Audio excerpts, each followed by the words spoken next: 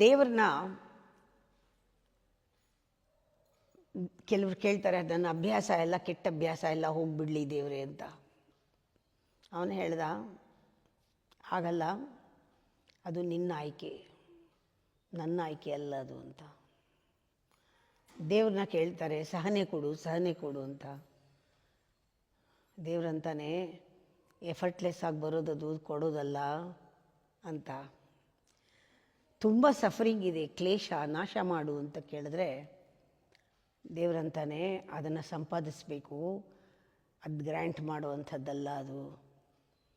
ಹೋಗಲಿ ಬಿಡು ದೇವ್ರಿ, ಸಂತೋಷನಾದರೂ ಕೊಡು, ಅದು ನನ್ನ ಆಶೀರ್ವಾದ, ಯೋಗ್ಯಳಾಗೂ ಕೊಡ್ತೀನಿ ಅಂತ.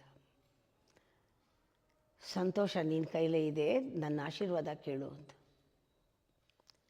ನೋವು ತೆಗಿದೇವ್ರೆ ಅಂತ ಕೇಳಿದ್ರೆ, ಪ್ರಪಂಚ ಅನ್ನೋದು ಇದೆಯಲ್ಲ, ಅದನ್ನು ನಿನ್ನಿಂದ ಸ್ವಲ್ಪ ದೂರ ಇಟ್ಕೋ, ಡಿಸ್ಟೆನ್ಸ್ ಕ್ರಿಯೇಟ್ ಮಾಡ್ಕೋ. ನಿನ್ನೇನು ಕಳ್ಕೊಂಡಿದ್ದೆ ಅದೆಲ್ಲ ನಿನಗೆ ಬರುತ್ತೆ, ನೋವು ಆಮೇಲೆ ಹೊರಟೋಗುತ್ತೆ.